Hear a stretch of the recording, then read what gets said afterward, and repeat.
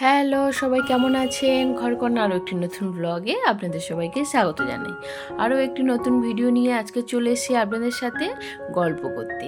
তো আজকে ব্লগটি কেমন হলো অবশ্যই আমাকে কমেন্ট করে জানাবেন। আশা করছি আজকে ভিডিওটি ভালো লাগবে। তো পুরো ভিডিওটি স্কিপ না করে দেখতে থাকুন। চলুন তাহলে দেখা যাক।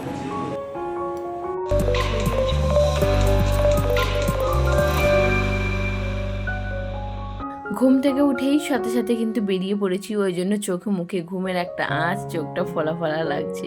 ছেলেটিকে তুলিয়ে রেডি করে ওকে স্কুলে দিয়ে এসেছেন, আমাকে বলে এসেছিলো যে তাড়াতাড়ি রেডি হয়ে থাকবে, এসেই বেরিয়ে যাব। তো ছেলেকে দিয়ে আসতেই আমি সাথে সাথে বেরিয়ে পড়েছি, রেডি হয়েছিলাম। আর এখন যাচ্ছি আমাদের জায়গার ধারে। হঠাৎ করে বললো যে চলো একটু কি কাজ হয়েছে দেখে আসি, কিছু একটা দেখার ব্যাপার আছে, মিস্ত্রি দিলে বলতে হবে। তো সেই কারণে সকাল সকাল দুজনে বেরিয়ে পড়লাম। আর রাস্তায় বৃষ্টি হয়েছে, রাস্তাগুলো এত খারাপ যে যেখানে সেখানে জল জমে আছে, ভীষণ বাজে অবস্থা। তো চলে এসেছি এই যে ঘরের ধারে। তো চলো উপরে যাওয়া যাক, কী কাজকর্ম হলো না হলো একবার একটু দেখে নিই। যতদিন না ঘরটা পুরোপুরি কমপ্লিট হচ্ছে ততক্ষণ তো এখানে আসা যাওয়া লেগেই থাকবে, তাই না? তো চলে এসেছি, এখনও ঘরের তো কাঠপত্র সব ভর্তি। তো দেখাচ্ছিল এখানে এই যে বাথরুমটা, এর পিছনে একটু এগানো ছিল, তো সেই পিছনের দেওয়ালটা ভেঙে একটু সামনে এগিয়ে এসছে। তো আগে যেরকম ছিল ওতে বাথরুমটা বেশ অনেকটা বড় হতো, তবে এটাও বেশ বড়, তবে আগের থেকে একটু ছোট হয়ে গেছে আর কি। তো কি আর করা যাবে, সমস্যা হলে সব কিছু যাতে ঠিকঠাক হয় একটু দেখে শুনে নিতে হবে, এই আর কি। তবে পুরোপুরি ঘরটা না কমপ্লিট হলে না কীরকম কি হবে না হবে কিছুই বুঝতে পারছি না, একটু দোমনায় রয়ে গেছি আর কি। তো একটু দেখে শুনে নিয়ে বেরিয়ে পড়লাম এখন যাব দাদার যেখানে ঘর হচ্ছে ওইখানটায়। তো আজকে দাদার জায়গায় ঢালাইয়ের কথা আছে।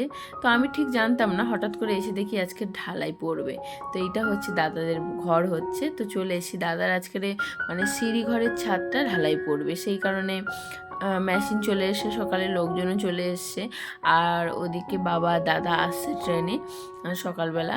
তো সেটাই দেখলাম যে ঢালাইয়ের কাজ বাজ শুরু হয়ে গেছে। তো সেখান থেকে আমরা আবার ফিরে আসছি।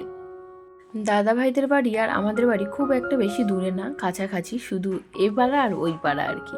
তো দাদাদের বাড়ি দেখে আমাদের ঘরটা দেখে এবারে একেবারে ঘরে চলে যাব, যেহেতু হাজব্যান্ড অফিসে যাবে, গিয়ে রান্না বান্না করতে হবে। কিন্তু যেহেতু সকালে ছেলেটার স্কুল না, ওই 6:40-এর মধ্যে ওকে স্কুলে পৌঁছাতে হয়, ওই কারণে সকাল সকাল ঘুমটাও ভেঙে যায়, আর সকাল সকাল ওটা হয়ে যায়, অনেকটা কাজ কিন্তু সকালেই এগিয়ে থাকে। তো এবার একটু কিছু সবজি নিয়ে নেব, বরবটি বাজলাম, বরবটি নেব।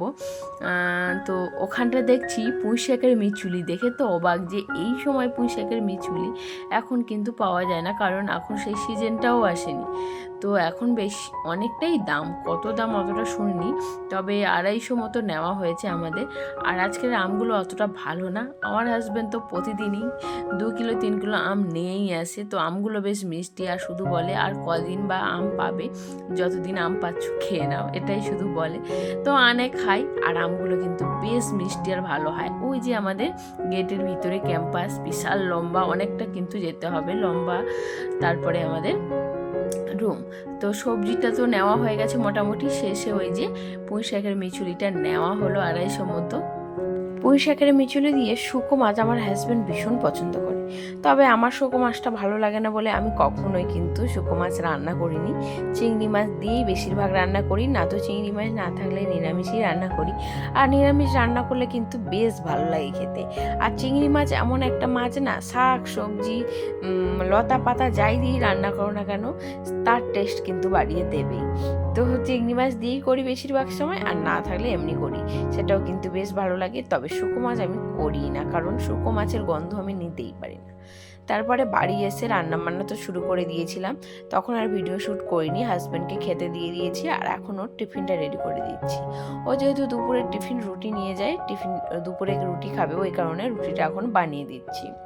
এর মাঝখানে কিন্তু হাজব্যান্ডকে ছেড়ে দিয়েছি, ও অফিসে বেরিয়ে গিয়েছে। আর তারপরে যে বাদবাকি রুটিগুলো ছিল সেগুলো বানিয়ে নিলাম, একটা সবজি রান্না করলাম, আর যে সবজিগুলো নিয়ে এসেছি সেগুলো এখন গুছিয়ে রেখে দিচ্ছি।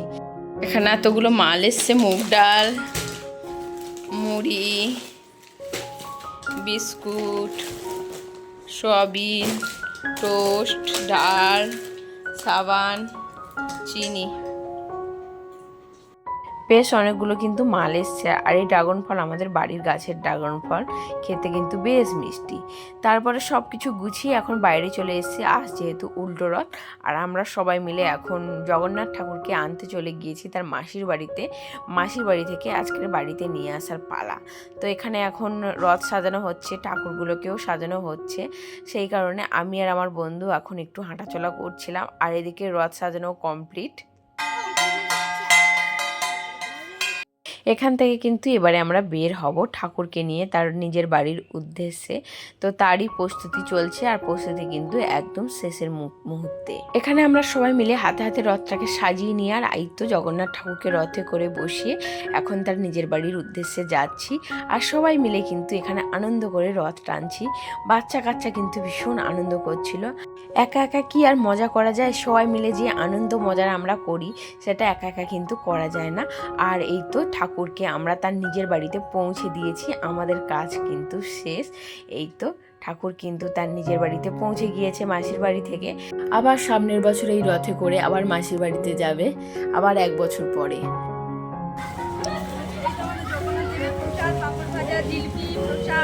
সব নিয়ে নিয়েছি, এবার প্রসাদ দিয়ে আস্তে আস্তে বাড়ির দিকে রওনা হবো। শুধু অপেক্ষা 1টা বছর, তারপরে আবার সামনের বছর আমরা রথ টানতে পারবো। এখন আমরা 2 বন্ধু দাঁড়িয়ে দাঁড়িয়ে পাঁপড় আর জিলিপি খাচ্ছি। তারপরে বাড়িতে এসে এই তো এখন আমি একটু লুচি বানাবো। যাওয়ার আগে আমি একটু ময়দা মেখে দিয়ে গিয়েছিলাম, সেই কারণে আসার সাথে সাথেই কিন্তু আমি লুচিটা বানিয়ে নিচ্ছি।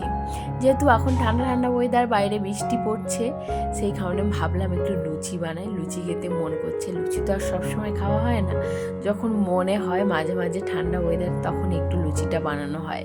তবে আমি কিন্তু আটার লুচি করি, ময়দার কিন্তু একদমই বানাই না। আগে আমি ময়দাটা প্যাকেট ঘরে অ্যাভেলেবেল রাখতাম, তবে ময়দা খাওয়াটা শরীরের জন্য অতটা ঠিক না বলে ময়দাটা রাখি না, একটু অ্যাভয়েড করি। তো যাই বানাই না কেন আটারই বানিয়ে ফেলি। চিনি খাওয়াও শরীরের পক্ষে অতটা ভালো না, তবে আমার শ্বশুরমশাই চা খান সকাল সন্ধ্যা, তো ওই কারণে চিনিটাকে রাখতে হয়। না হলে আমি মিজরি, তাল মিজরি এগুলোই রাখি। আমাদের কিছু খাওয়ার হলে বা ছেলে কিছু খাওয়ারে আমি ওই তাল মিজরি বা সাদা মিজরি দিই, চিনিটাকে অ্যাভয়েড করি। আর এই তো আমি ঘুগনি বানিয়েছিলাম, ঘুগনির উপরে একটু শশা কুচি দিয়েছি। আর এই তো লুচিটা অনেক আগে বানিয়েছিলাম বলে একটু ঠান্ডা হয়ে গিয়েছে বলে নরম হয়ে গিয়েছে আর কি। তো এই তো রাতের আমাদের ডিনার।